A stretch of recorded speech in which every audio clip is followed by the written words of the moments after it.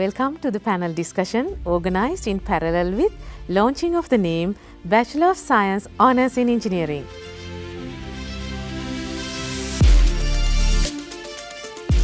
Let me introduce our panel members today. On my left hand side, Professor PMC Thilakarathne, Vice Chancellor of the Open University of Sri Lanka, Dr. HGPA Ratnaweera, Dean, Faculty of Engineering Technology of the Open University of Sri Lanka. On my right hand side, Dr. Narendra De Silva, General Manager, Ceylon Electricity Board, Professor Ranjith Dissanayake, President-elect, Institution of Engineers Sri Lanka, Mrs. Gayani De Alwis, a Council Member of the Open University of Sri Lanka. First, to get started, I would like to ask a question from our Vice Chancellor of the Open University of Sri Lanka. Sir, everyone is talking about this current industrial society. I would like to ask you, how ready as a future-ready university to cater the society, specifically with the current mandate of the Open University? Thank you for the opportunity. For the Open University, the future is today. Why I am saying so? The engineering education for the Open University of Sri Lanka, of course, that we have commenced in 1990. But the university as old as 43 years now.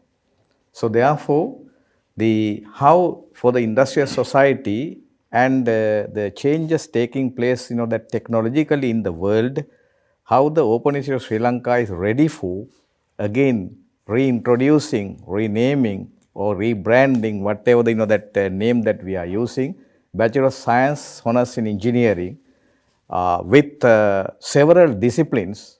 It's not that new phenomenon. We are ready with that our mandate is education open for all.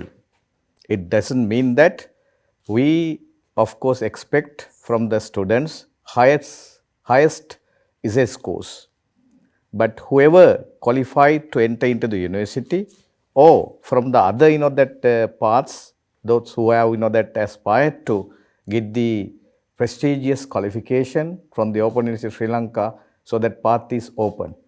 And for this journey, we have the facilities to offer for our prospective students. So we have, of course, learning management system. We have that printed materials ready, and we have other all lab that sessions ready. Everything is ready to deliver the prestigious Bachelor of Science Honours in Engineering degree program from the Open University of Sri Lanka. Thank you, sir. Let me get on hold of the Dean of the Faculty of Engineering Technology. So as one of the 7 engineering faculties, what kind of a readiness are we having to produce engineering graduates to the society? Thank you for inviting me today. Actually, you are referring to particularly the graduate attributes, I believe. That's correct, yes. Now, graduate attributes are twofolds. First of all, I must tell you all that the graduate attributes are outcome-based attributes. During the time we studied, we only concentrated on the subject matter, whereas now we have to meet the certain industry needs, and the graduate attributes are focused towards that, and they are outcome based, which means at the end of the day a graduate will have to show that they have met these graduate attributes during their study period. So just to elaborate it a bit more, the main type of attributes we usually call outcomes. We have program educational outcomes that are focused more towards what a young graduate would do when they join the industry. So we are asked to make sure that those graduates have these competencies and skills to face the industry and to be successful during the first few years of their work. Then we have the program outcomes. Those are mainly focused on the learning within the university, and it has different levels. So we have to make sure that our courses are well aligned with these program outcomes, which will eventually lead to the graduate attributes. Thanks, Dr. Aththanayake. I think Dr. Narendra De Silva, he's as the General Manager of the Ceylon Electricity Board. So you must have paid attention to the graduate attributes of the engineering graduate from the Open University of Sri Lanka, Faculty of Engineering Technology. Do you believe that graduates who got attributes explained by the Dean Engineering contribute effectively to the industrial needs? Yes, actually, Iresha, it's a good question. Thank you very much for that. And I fully agree with what the Dean Engineering said. Actually, we all know that any advanced education program Yes. got to do unlearning as much as learning. Okay. So there's quite a lot of unlearning to be done, and because of that reason, it doesn't matter who are the people who come into a university. I fully agree with the gentleman who made the vote of thanks, Yeah. saying that what taken in is not the issue, Yeah. what is being produced out is the issue. And the attributes that you have specified and the Dean has commented about is primarily regarding the skills. And in engineering, every one of us know that the graduates who graduate today will be doing their job for another 20, 30 years. By that time, engineering would have been entirely different. Now the senior engineers who are retiring, they were using slide rules when they were doing their calculations. There was no not about computers, not about mobile phones. Even the calculators were not there. So but they are still really great engineers. Not because of the knowledge they got from the universities, but the skills they got. They learn how to learn. That's the most important thing. So if you evaluate that particular perspective in Open University, you really, really well teach them how to learn. I think that probably is the most important attribute as far as the industry and engineering is concerned. Okay, thank you very much for those words. It's really encouraging for all academics at the Open University of Sri Lanka. Right, next, Professor Ranjith Dissanayake, as the president of the main professional body for engineering, what is your view on the future of engineering educational and professional development? Just a general thought about the engineering educational and professional development. How I see it, because it's not like several decades before, we train engineers for our industry. But today, mostly as soon as they graduate, they go abroad or they do the job being even in Sri Lanka. It seems now it has become the global village, and we have to produce the engineers for the global market. We need to have the global engineer, so that their standard is very, very important. Another one is it not only of course the fundamentals should be remain same, because that need for engineer to perform his duties and all. The rest, I think we have to change the world.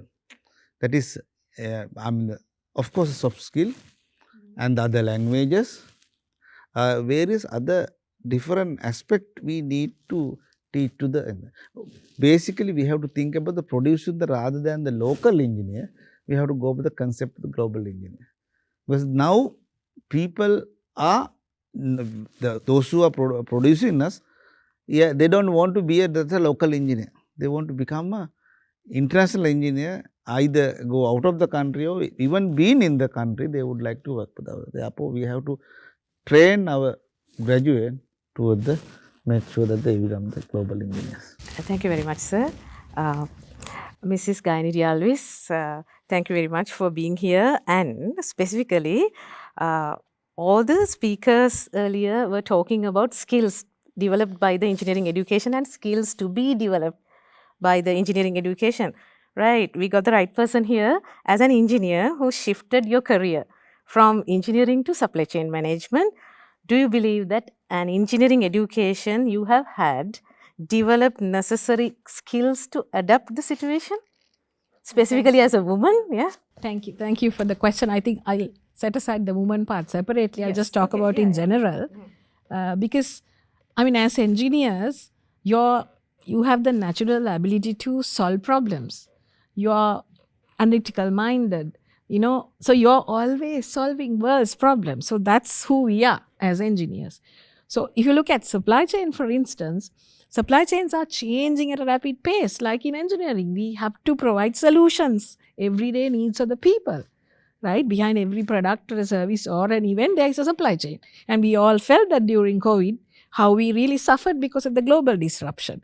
So we live in a, like Professor Dissanayake mentioned, we live in a, globalized environment, and world is flat now. You can work from anywhere, you can do anything. So especially this aspect is really supportive of women, because we are living in an industry 4.0 era now, and digitalization and technology enhancement is really favorable for women. Because gone are the days you think, okay, this field is more to do with machines. Engineering is not only machines, not getting your hands dirty and working with grease and tools and techniques. No, not anymore. You have to use your brain as well. Lot of analytical mind, lot of business analytics, big data, IoT. We talk about a lot of technology now. So this is a great opportunity for women. Just forget about those conscious and unconscious biases that are around us and go ahead and deliver. I think that should be the focus rather than saying whether this is a male-oriented profession or not. So I think for me personally, I really thrived in supply chain, and I got to the board in a multinational company because I was an engineer. I would attribute that success to because I was an engineer, because I could look at problems in a totally different way than anybody else. And I started recruiting engineers to my function because of that. And some of the engineers would have really not liked that, but people naturally got attracted because we keep solving problems. Thank you so much for your words. Yes. Right. So we were talking about various skills and attitude needed for engineering professionals. Right. Our Vice Chancellor always, he's talking about upskilling, reskilling and all the skill enhancements. I would like to ask you, sir, now various skills and attributes, right? With the relaunching of our name, how the engineering education, specifically at the Open University of Sri Lanka, evolvement of that, how do you feel it? Well, that, Open University of Sri Lanka, as I stated earlier, engineering education goes back to the 1990s. And today, irrespective of the discipline, the engineers are, everywhere. They are, that company chairman, CEOs. Why? As Mrs. Alwis said, analytical mind coupled with the other skills. So therefore, because given the environment, education environment of the Open University of Sri Lanka, because we have different philosophies. First thing is that, let's say, reach the unreached. So I attach the meaning to the reach the unreached. So first thing, the dearth of that seats in the conventional university system, where it comes to the that engineering demand for the engineering education in Sri Lanka is huge. And then what that industry expectation is that different. Industry expectation is that it is not the that certificate holder that they are looking for. They are looking for always that without a supervision, the person or the graduate whether will be able to deliver the results. So therefore, the Open University of Sri Lanka, the second thought of mine is that equal opportunity provider, education, then the practical experience, then other that all the skills required, where we have a career guidance unit, and we have other that all the aesthetic activities within the university, and the sports opportunities. And therefore, I could say that the Open University of Sri Lanka is the equal opportunity provider for the that engineering education and to become that well versed, again capable, and who can deliver expected results expected by the industry. So therefore that after the 2 years, we have that beauty of that again in this delivery, after 2 years of that education, and our that engineering undergraduates are having an opportunity to go for the that industrial training. Yes. Yeah. And thereafter, of course, they will be able to obtain the qualification descriptor, diploma in engineering, Higher diploma in higher engineering. diploma in engineering, where that it's highly accepted. And because then that we attach the meaning of industry ready graduate, industry ready graduate, where that's why is a doer. And at the same time having that of course multidisciplinary nature, the curriculum that that we have again structured within the Open University Sri Lanka. So therefore within this structure, the whole holistic graduate with that all the attributes, the graduate attributes are that as par with the any other that graduate in the other conventional, or the that we are that now talking about the global graduate, as par with the any other university engineering graduate. Yes, sir. Thank you very much. And another little question to you. Since this is the launching of the name Bachelor of Science Honours in Engineering, would you think that launching of the name would be beneficial to the graduates, prospective students who are registering with us in future, rather than having our old name? Well, yes, now when that so renaming had happened, everyone is looking forward, okay, so what is the meaning of this Bachelor of Science Honours in Engineering? The honours is the 4 years degree. Yes. Right, or 5 years degree.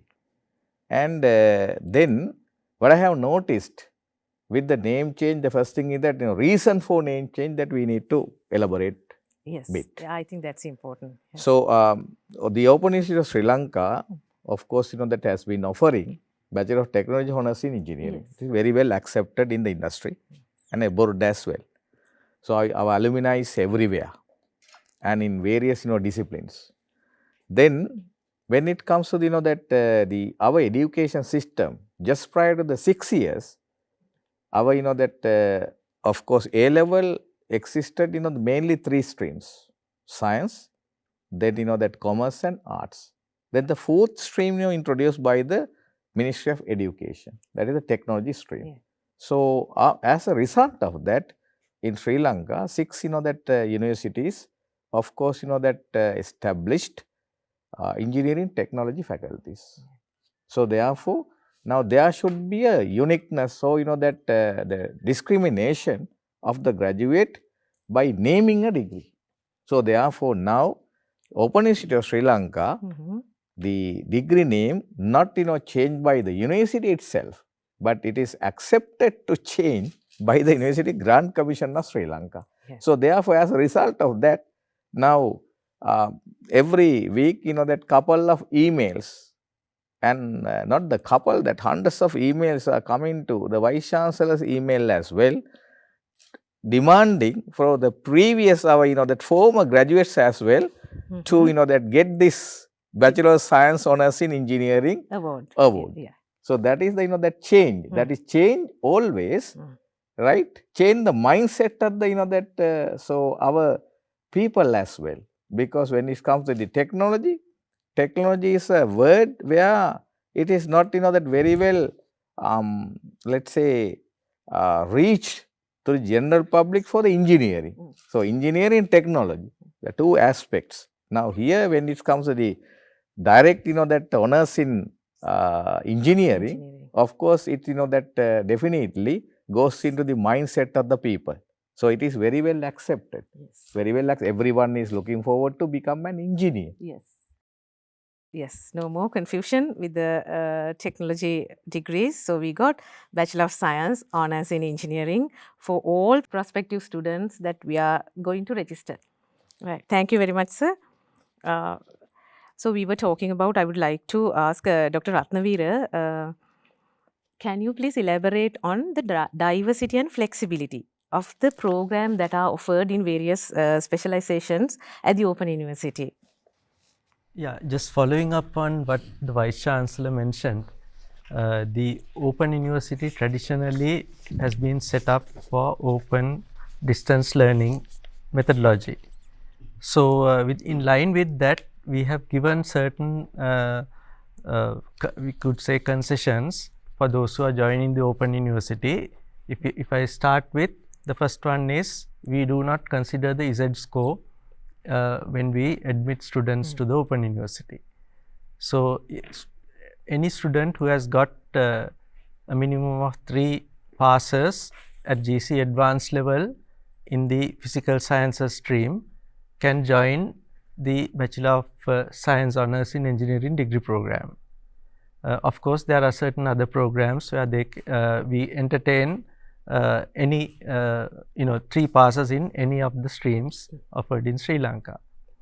So that is one of the biggest advantages that our students will enjoy. The second is that they can select their own specialization, which is not currently given to students in other conventional universities. Yes, yeah, that's true. Yeah, so there's a big fight for getting some of the very famous specializations. So we are ready to accommodate as you wish. You can choose your specialization. That is the uniqueness of the Faculty of Engineering Technology, the Open University of Sri Lanka. Thank you very much, Dr. Ratnaweera. Professor Ranjith Dissanayake, I would like to ask you now, we were talking about the flexibility and the diversity of our education at the Faculty of Engineering Technology, how it helps the individual to achieve his or her personal goals while helping to the society through, let's say, professional organizations or some other organizations. What do you think about, sir? Yeah, it is at the first when somebody select to do the engineering, it is very, very important that you should like you have the passion. Because I have seen present education system, parents wants everybody to become doctors and engineers. End of the day, they of course they become doctors and engineers, but it is not their passion, right? Therefore, I think as the having the flexibility in entering the university, Open University, those who are entering, they must have that passion to become engineer, right? It is a very interesting, very enjoyable field. But if you do not have the passion, you should not enter. If you have the passion, but this is very interesting because the subject of engineering is a very dynamic, changing. So machines, systems, equation that you are solving today is not the tomorrow, right? And the new technology is coming. So that there are so many new technology you can adapt. You have to update yourself. You should have the passion. So then when you are in such a field, you can enjoy the lot. And there are a lot of opportunities also there. If you want to, it is very easy if you want to become entrepreneur. Engineering is the first thing because there you produce something. So you can become entrepreneur. Another one is those who are migrating. I know that a lot of job opportunities are available compared to any other field. So you can enjoy. Very, very important that you should have the passion to become an engineer. Otherwise, you should not do that because you have to understand your passion and you accordingly.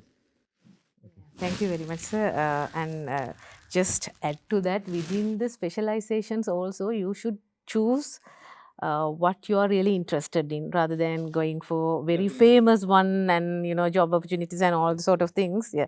Within the specialization also, you should have the passion to continuing whatever the specialization that you would choose. Right, Mrs. Gayani De Alwis, having heard all these things, right? At the Open University, we open the path specifically to women to pursue any specializations without any competition, how it is important for the enhancement of the society in the perspective of women. But I think this question would be a non-question because at the moment, Yeah, universities I are know, I producing know. more women. Yeah, I know. Right? Yes. A levels maximum, I mean 60%. I think 60% is women. But unfortunately, in engineering, I think it's that's 12% or something, right? Engineering and IT only you have few women. In all other disciplines, women are leading the pack. But unfortunately, in the labor force participation, you have only 33% women. So we must identify why there's a drop. That's a separate question. To answer your question, women like flexibility, right? And you give that flexibility in Open University, Yes. right? Maybe you're a raw graduate joining the university or you're working. This flexibility will really help you to pursue a career of your choice. Because otherwise, if you go to a conventional university setup, you have certain number of hours, you have to be physically there kind of thing. Yes. But that flexibility you have.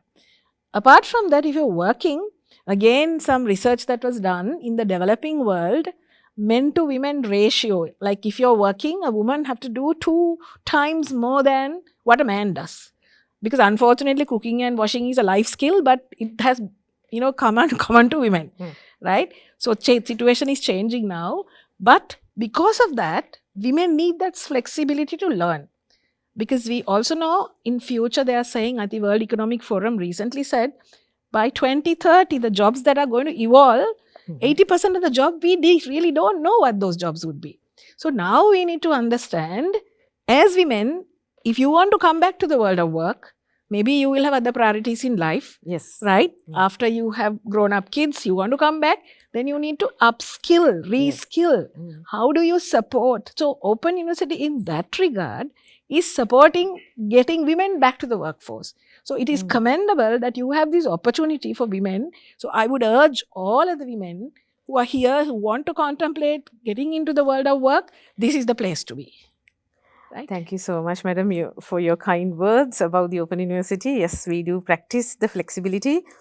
Dr. Narendra De Silva, if we keep women's business aside, right, we still provide the flexibility to all of the students here because there's no urge, there's no hurry for them to finish their degree. So studying while working, you must be having many technical officers in your workplace.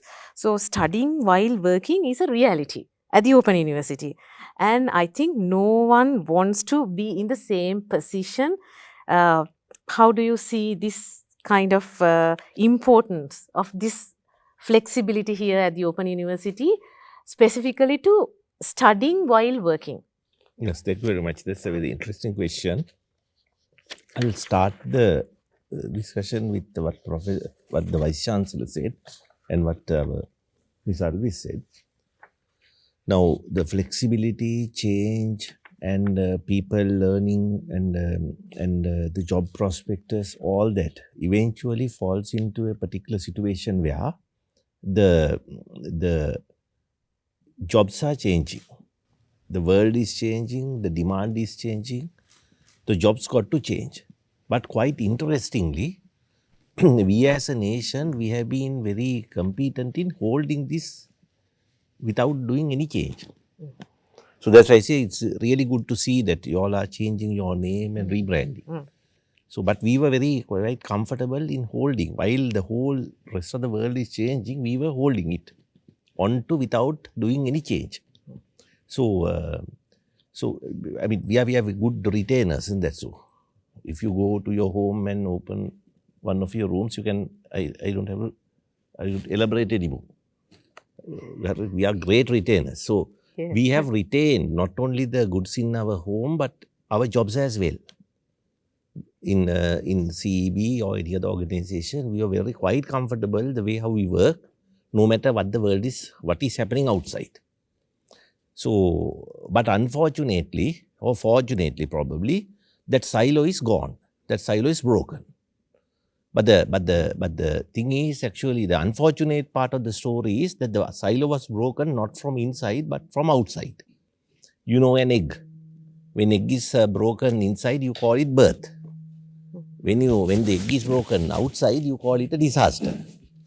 So what you got this disaster is your egg is broken outside, but that's a eventual breakage. So that has now happened. So our jobs are going to change. Engineering is going to change. Our jobs are going to change. Continuous, huge flux of changes on its way. Now the ball has started rotating. So in this context, not only the people who seek promotions, but everybody got to continuously learn. So learn while working is going to be our way of life in time to come. So everybody got to work, whether people want promotions or otherwise, and only the people who learn while working will get promoted and go upwards. So that's why I say that this particular context, now we have to look entirely in a different context of our jobs and the way of our work. Yeah, mainly thinking out of the box. Yeah, now we are out of the box anyway. Yeah. So whether we like to think or otherwise, we are out of the box. Out of the box, yes. So that's why I say this open university, this particular culture, people walking into the university with no barriers, no gates, walk in, learn and go out. That is going to be the way of our life, way of engineering in time to come. Yes. Thank you very much, Dr. Narendra.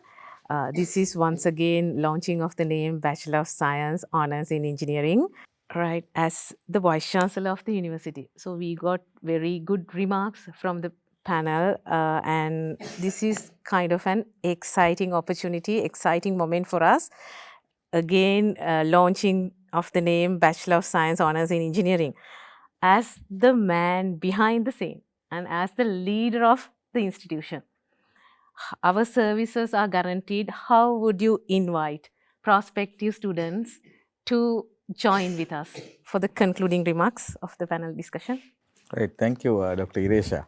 Now, concluding remarks, of course, first thing, when the student or that the parents, those who are looking, of course, or foresee the future of the students or that they are children. So look for that the main three things in case of a university. First thing is that whether the particular university has that of course human capital. That is the human resources. It means that qualified academic staff. We have the open university, well qualified, majority of them, again that they are won their PhDs from foreign universities, and of course they are multi-talented. Then second thing is that do we have physical resources? The Open University of Sri Lanka is the only university here in Sri Lanka. Throughout the country, we have scattered. The main premises here at the Nawala, and then we have 9 regional centers and 19 study centers. Given the that these socio-economic problems that today we are facing here in Sri Lanka, this is the ideal model for the parents or the students to choose the that as a higher education partner, the Open University of Sri Lanka for their higher education dream. Yeah. Third thing, the facilities. So today, Open University of Sri Lanka counts 43 years of academic excellence. It means that during the last 42 years, of course, all the facilities well developed to cater into the, of course, whatever the demanding higher educational needs. So therefore, the students and the parents must look for not only the that of course paying money, where the that value for money is there. Value for money is coming with main two things. One is that quality. Yes. Other one is relevance. When it comes to the quality, our all engineering degree programs are aligned with the Sri Lanka qualification framework. Yes. So well recognized all over the world. So now we are using the word of what is called accreditation. Wherever Open University certificate, that of course, that whenever, wherever, they produce, it will be accepted. Then the relevance. Relevance is coming whether our, that curriculum, engineering different disciplines, when the students are, that of course the end product meet in the, required, that of course qualities. It means that whether that he will be able to deliver whatever the expected results by the employers. For that, most of the, that of course every courses of course embedded with the practical exposure. So therefore, we have, that all lab sessions, so then that they are going for the industry.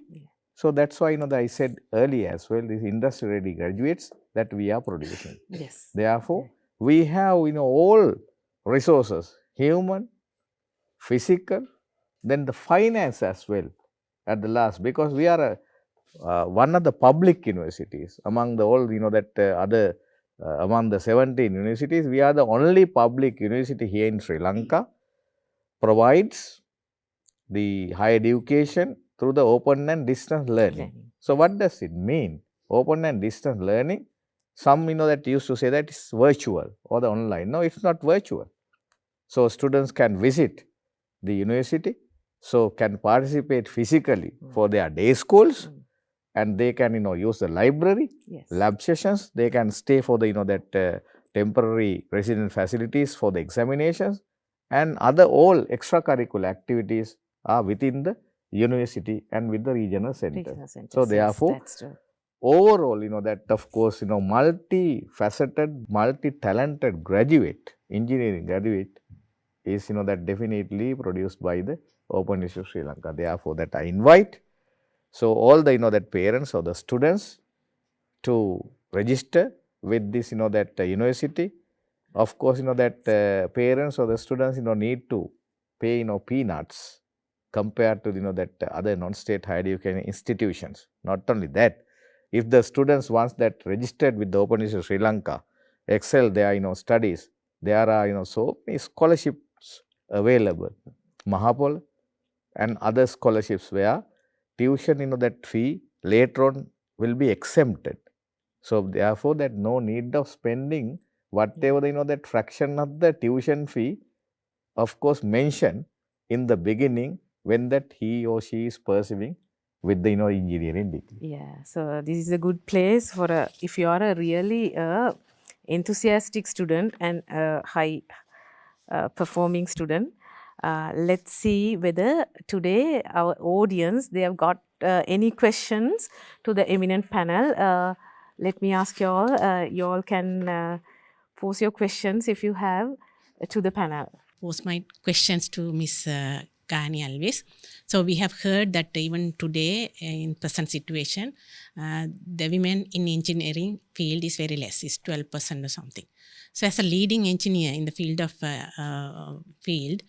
so how you could encourage female students to register for engineering program, and what are the challenges they face when they are following the engineering program, and as an institution, how we can promote this culture to make gender equity and equality.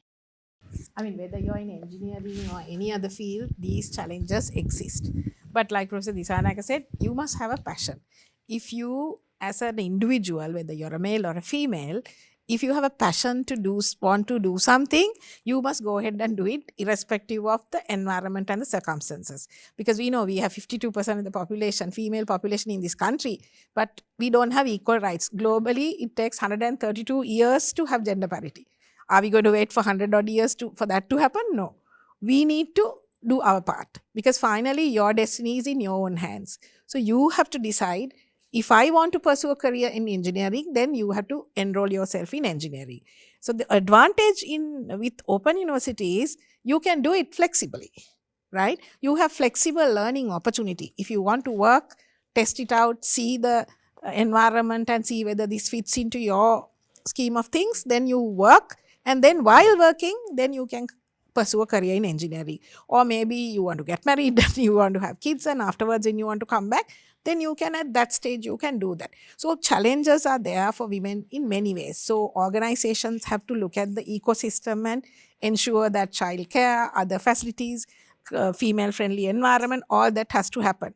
But we can't wait for all that to happen think about our own career. If you want to pursue a career in any field, not only in engineering, it's up to you to decide that. So therefore, an open university learning program is going to really help you to do that. I hope I answered your question. Thank you very much, Mrs. De Alwis. Let's see whether there are any other questions to the panel members. Despite the heavy rains we received recently, we have noticed that our electricity tariff has gone up. So what would be the role of engineers with this global trend of increased fossil fuel prices? And being academia, what will be our role in preparing future graduates to face these challenges? I guess the question is for Dr. Narendra. Question is to Dr. Narendra De Silva. Yes, thank you very much for that interesting question. Actually, the major problem in the Sri Lankan energy context is the energy mix. Electricity is only a carrier. What we used to produce electricity is the issue. You can produce electricity with whatever the energy source. Issue is we are using costly energy sources to produce electricity. That is the issue. So basically our hydro is in the order of a cost is around 4 to 5 rupees. Whereas the next source is coal, that's in the order of about 30 rupees. And the next in line is fossil fuels. Basically, we are not using diesel anymore. We are using a little bit of diesel now. Furnace oil, which is in the order of 60 rupees. So our generation cost pivots around 36 rupees. One end you got 60, other end you got 30 and 6. So this is the issue. So lesser you use furnace oil and more you use other energy sources which comes lesser than 36 rupees, you can reduce the energy cost. But the issue is the entire world is now changing. The energy context is changing. Our available resources for cheap energy generation is diminishing. Our best bet had been coal. Today coal is no more a source for us to generate energy. Next alternative is LNG, liquid natural gas, which comes in the order of about 42 rupees, 40s. So 36 cannot be pulled down with 42, putting more 42, but taking 60 out of the picture and putting that into 42, of course, will move this away, but not very effectively. We got to bring energy sources which are in the order of about 30 rupees, 28, 30, that is renewables. Sri Lanka got a huge potential of that. There's a misconception that Sri Lanka is a solar-rich country. Actually, Sri Lanka is a wind-rich country. Recent World Bank studies showed us that we are having 40 gigawatts of offshore wind and furthermore 32 gigawatts of onshore wind. We are having the Asia's best wind fields. Asia's best. Category 1 wind fields. So basically, we are sitting on a gold mine. So unfortunately, our graduates, our engineers are not ready for this challenge because converting wind is a multidisciplinary business. It's not, because converting wind got to blend up with chemical engineering. The hydrogen economy got to come in. We got to produce hydrogen, then we got to produce methane, methanation process, and then we got to produce ammonia. Those are the hydrogen fuels. So these 40 gigawatts got to be converted to electricity and then to hydrogen fuels in one way. Other way, the mechanical engineers got to build their wind blades, because you can't import all the wind blades from foreign country to produce 40 gigawatts of wind. 40,000 megawatts, you can't bring wind. So you have to have factories here. You have to have shipyards here. You got to have ships here, carrying them and installing them in the wind, in the offshore. We have to have offshore engineers, civil engineers. There's a huge flux of engineers and engineering got to come in. This set of engineers cannot do this job. So that is what we are talking here. You got to produce us this force, labor force. So we cannot import engineers. There are no engineers to be imported. In fact, we are exporting engineers. All So, time. so you Yes. have to produce, if you want one engineer here, you got to produce two, because two out of one will go off. So that is the whole motivation of me to come here and address this academic forum to make this call. Got to produce these modern skills, not these traditional engineers.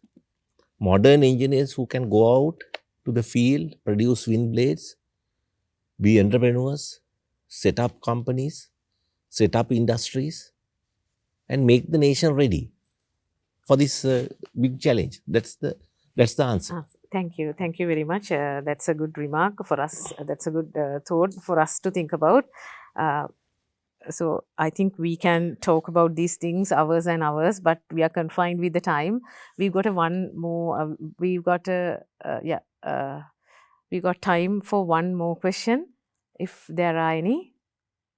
Madam Moderator, I am going to ask a generic question, so you may direct it to anybody of the panel. Now, there are, apart from the state universities, there are many private or non-state institutes which are offering degrees or qualifications in engineering. Now, how would you recommend or guide our new generation prospective students to select the most appropriate location for their studies? Yeah, I think since we are talking about engineering education and some of the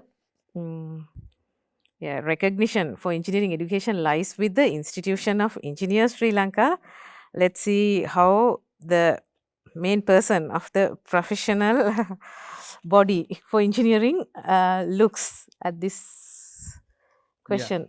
Yeah, we do have now several state universities and private universities too. They have to get the recognition from the IESL. So we are keeping recognized, but most of the state universities are recognized. As the private universities came very recently, some of them has recognized. So of course, rather than I selling student to select the engineering degree which has recognized, of course, it should be the case. But you know, as soon as the private university open, you can't get the recognitions overnight. It takes a time. But if you get the degree, but if whether degree is recognized or not, later you can come to the IESL and get the personal recognition sitting for the PU exam. Therefore, when you look at, you have to look about the different aspect, because you have to select the syllabus and all that. Find out the degree program that you would like to do. You can go to that degree, and the location also matter. Which place you would like to do it, right? So there are plus and minus both universities. Sometimes private universities you can get the degree earlier than the state universities. State universities, once you sit for the A level, you have to stay for a longer time, get into the university. Whereas the private university, as soon as A level is finished, they started. Then that is also, of course, I would like to have it, because it becomes a challenge to the state universities, because now we have to face to that challenge. Not like early days, we had only the state universities. Now we have a challenge. I think I would like to have this challenge and competition, because because usually, even my case also, I stayed in the university about 7 years because of the different the unrest of the country. But if there is a private university, because those who had the money, they left the country and get the degree 3 years before than myself. But we didn't have such opportunity. We stayed here. But that means we should have the competition. Therefore, coming private universities and having this competition is very good. Of course, we are there too. Recognition is something like we go through the whole syllabus and the way of delivery and all that. We check it and we advise to that university, these are the area you are lacking. You improve it, right? Once they improve it, they can get the recognition. That is not a big deal. It's good for the student, because then that we certify the institute that is providing the recognized degree program. So therefore, I believe that coming back to the original question, uh, again, as I said before, the passion and the you have to find out the best place that you feel like, because I can't say state universities are better than the private university, because time to come when you go to the world, there are more state private universities much better than the state universities. But I like it because the competition that we are providing in the education system is good for the future generation. Thank you very much. Yes, of course, yes. I do agree with you to some extent, but I also feel we also have to have a system to look at the quality of those mushrooming Education, universities, because yes, education yeah. has become a commodity now. And we need to have a system at you, because you can also register under BOI, you can do it under UGC. So there are different ways of doing it. So we need to understand we have to use the same yardstick for everything, so that yes, competition is good, then it will help us to up the ante. But only thing we need to also ensure, because these students we have no clue, the parents and the students have no clue which is best. Sometimes the problem. So not all universities will have accreditation from IESL. So therefore, how would exactly they cannot practice as engineers in the yes. future. According to the current law, you can't claim as an engineer Exactly. and practice in the field without getting the recognition from the IESL. Yeah, And they have to register for the associate membership and engineering council as well. Engineering Yes, council. yeah. Thank you very much. As I mentioned, we can be talking hours and hours until tomorrow, but we are confined with the time. And as the final remark, this is really one of the state universities and value for money. Since we are talking about the private universities, we have to spend a very less amount to get a quality education.